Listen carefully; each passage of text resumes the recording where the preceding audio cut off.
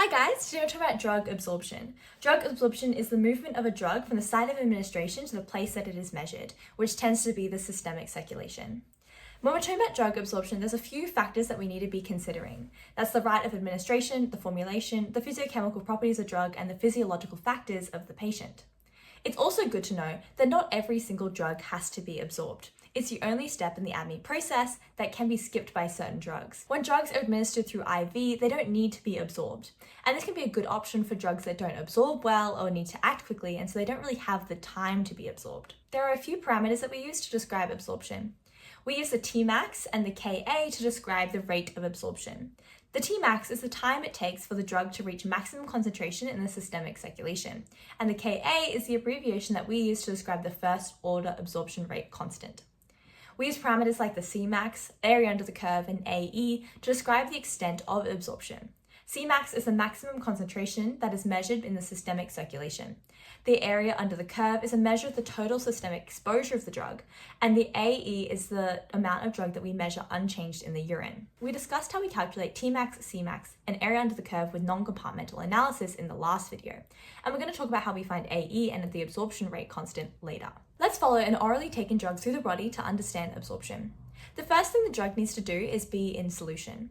A drug cannot be absorbed if it is not dissolved in solution. So if a drug is in a solid form, like a tablet, it must first be broken down into smaller particles and dissolved in a medium, which is often saliva, gastric acid, or regular drinking water. This means that the speed of absorption is going to be dependent on the speed that the drug form can be disintegrated, dissolved, and then moved across the membrane. Once the drug is disintegrated and dissolved, it can be absorbed in three main locations of the GI tract: the stomach, the small intestines, and the large intestines. The first place the drug goes is the stomach. Drugs technically can be absorbed here, but it isn't easy, since the stomach has a protective mucus layer that slows absorption. Another thing that stops drugs absorbing well in the stomach is the acidic environment.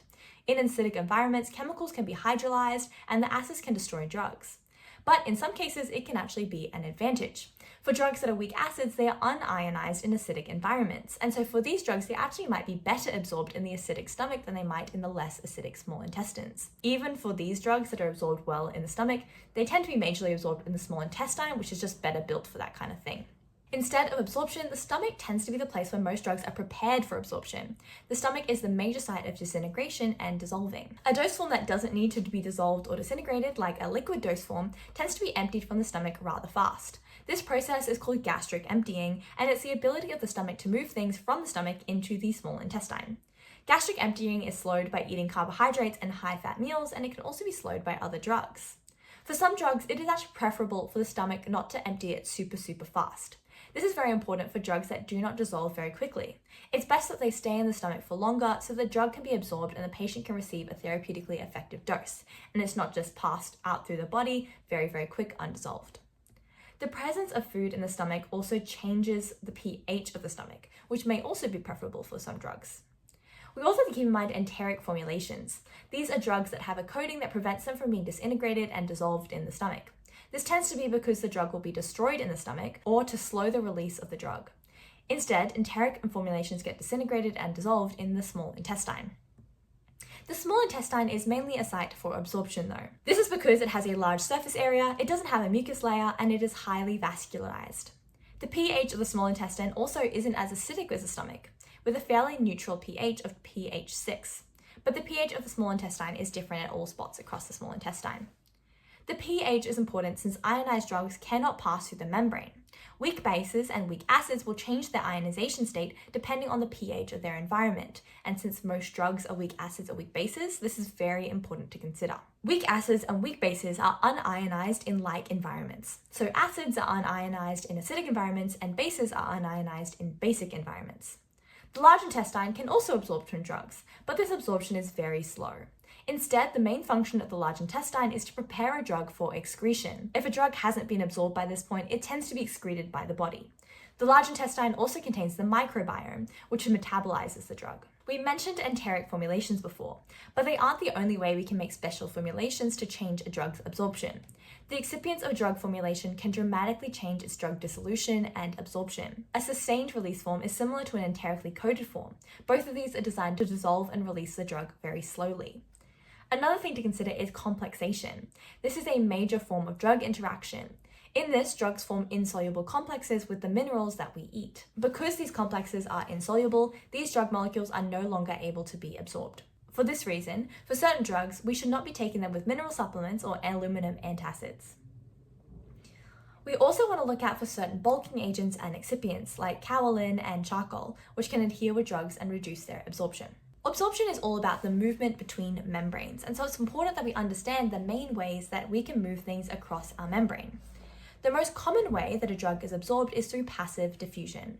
This is a concentration-dependent process, and so the rate of diffusion is going to be directly proportional to the concentration gradient. That being said, they're not the only factor that matters. Other factors are important, like lipophilicity, molecule size, conformation, and charge distribution.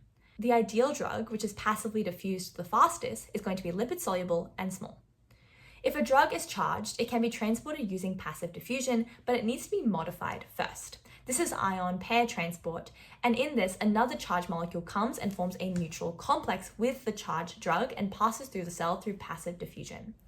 So, in summary, the rate of drug movement is related to the diffusion coefficient of a drug, the surface area of the absorbing membrane, the concentration gradient, the thickness of the membrane, and the partition coefficient of the drug between the lipid membrane and the aqueous GI fluids. Drugs can also be transported across the membrane by paracellular transport, which is also called pore transport.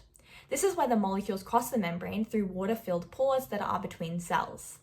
This is different from passive diffusion, where the drug passes directly through the cells. The driving force behind paracellular transport is a pressure gradient, specifically the osmotic pressure difference across the membrane. The factors that affect the rate of drug movement in this case are the number, length, radius, and surface area of the pores. We also consider the viscosity of the fluid within the pore. The more viscous the fluid, the harder it is to transport through, as well as the mass of solutes that is diffusing per a certain unit of time, and the concentration gradient on either side of the pore. The ideal drug for paracellular transport is going to be small, with low molecular weight, and be water-soluble. Active transport is a type of transport that requires energy, which is often supplied by ATP. For active transport, a carrier and a drug form a complex in the membrane. Then ATP moves that complex across the membrane, and then the complex dissociates. Active transport is a selective process that can work against a concentration gradient, giving it its main advantage for drugs. But there is a major challenge with active transport, that we're using carriers that already exist in our body, and so our drug has to be structurally similar to an endogenous compound that is normally actively transported in our body. Active transport is also limited to specific locations on the small intestine where those transporters are, and we need to keep in mind that these transporters are also saturatable, and so if an endogenous substance is using the transporter, a drug cannot. Or sometimes, if there's a lot of drug that needs to be absorbed and not enough proteins, not all the drugs can be absorbed before it's emptied into the large intestine. Facilitated diffusion works similarly to active transport since it involves a transport protein. Unlike active transport though, it does not use energy and goes down a concentration gradient. This is good for larger molecules that don't have the pharmacokinetics to be passively diffused, and it is also a lot faster than passive diffusion. The final type of transport that we're going to talk about is pinocytosis. In this, a drug molecule is engulfed by a membrane and a cell forms a vesicle around it, which is then moved to the other side of the cell and released. Let's look at some equations now so we can understand the science behind absorption. To describe the rate of change in drug amount after dosing, we use this equation here. The rate of change, which is represented by the differential on the left side of the equation, is equal to the absorption rate constant times the amount of drug in the absorption side. Take the elimination rate constant times the amount of drug in the body. We can see from this equation that the rate of change in the body is determined by two processes. The first is the input of drug into the body, which is the absorption rate constant multiplied by the amount of drug at the absorption site. The amount of drug at the absorption site tends to be the drug that we measure in the GI tract. The second process that needs to be considered is going to be the amount of drug that is being eliminated. This is the elimination rate constant multiplied by the amount of drug in the body. So essentially, this differential equation is making us calculate the amount of drug that is inputted into the body, take the amount of drug that is eliminated from the body or outputted. So this allows us to determine the degree of change. As we know, the amount of drug is a very tricky parameter to work with. So instead we can use this equation, which uses concentration instead. In this equation, concentration is equal to the bioavailability times the dose and the absorption rate constant divided by the volume of distribution times the absorption rate constant, take the elimination rate constant. This number we have here is then divided by Euler's number to the power of the elimination constant times time, take Euler's number to the power of negative absorption rate times time. Just look at the equation. When the time parameter is low, aka at times close to the dose given, our drug concentration is going to be influenced by the absorption rate constant a lot. But later, the concentration is going to be mainly influenced by the elimination rate constant. This is because there's more elimination than absorption in these later stages. If we look at this graph, it may make more sense to you. We see here in this graph that before the Cmax, the absorption rate constant is more important, and then after the Cmax, the elimination rate constant is more important. We also see that at the Cmax, the rate of change of the drug amount is going to be 0. This is because the elimination rate constant and the absorption rate constant are the same at this point. This isn't because the constants themselves are changing. They are, after all, constants. This is because they are concentration-dependent processes. And so the concentration of drug that can be absorbed and can be eliminated is changing as time increases. The amount of drug that can be eliminated increases as time increases because more drug is being absorbed. But the amount of drug that can be absorbed decreases as time goes on because more and more has already been absorbed, and this isn't a reversible process. This is true for all first order processes, but what about zero order processes? Firstly, it's important to note that it is extremely rare that we find zero order elimination, so we're just going to pretend like it doesn't exist for now. But we do see zero order absorption, which happens in the case that there is active transport. A zero order process is a process that isn't concentration dependent. This means that our rate of change equation is going to be looking a little bit different. Here we have the rate of change being equal to the zero order rate constant, take the elimination rate constant times the amount of drug in the body. We don't care about the amount of drug at the absorption site since it doesn't matter in the case of a zero order process. Let's move on a little bit to bioavailability. Bioavailability is the fraction of a drug administered that reaches the systemic circulation unchanged. And in the case of a prodrug, it means the amount that reaches the systemic circulation as the active form of the drug. This means that bioavailability is a measure of drug that is available to be distributed to the target site. We represent bioavailability as F, and it was always expressed as a fraction or percentage value. Bioavailability is pretty important, since if we know the bioavailability, we can multiply a dose by its bioavailability to get the mass of drug that reaches the systemic circulation, and this is really important to help us understand absorption. Only drugs that are administered through IV can have a bioavailability of 1. Every other route of administration is going to have a bioavailability of less than 1. We also use bioavailability in the development of drugs, since we need to know what route of administration is better for a particular drug.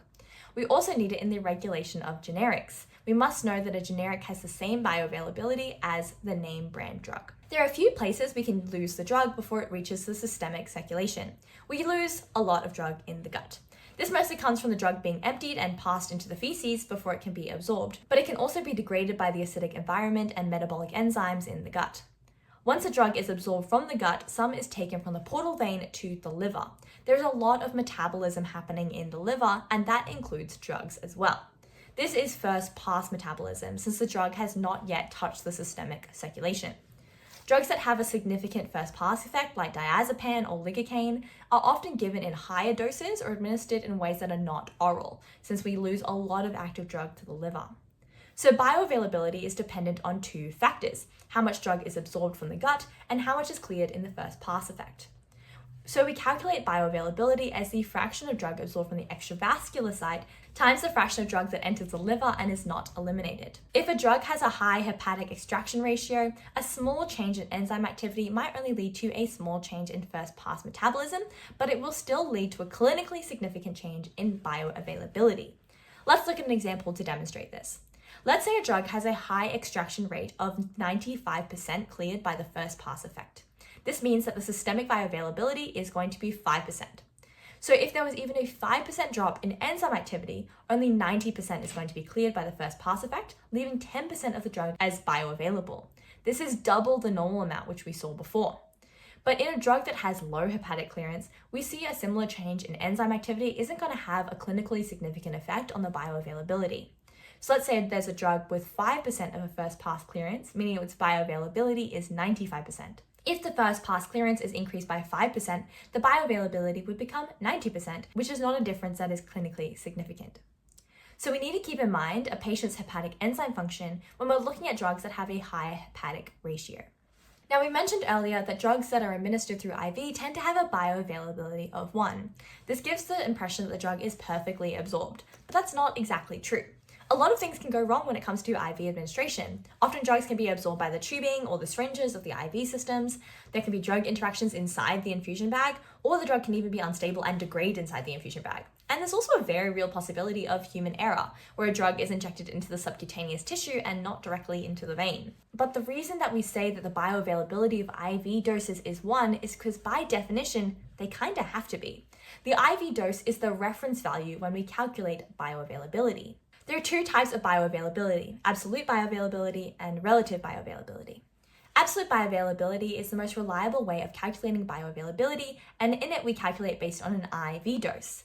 But relative is going to be relative to another non-IV dose, and we use this in the case that an IV dose doesn't exist. Let's go through how absolute bioavailability is calculated. We start with this equation here.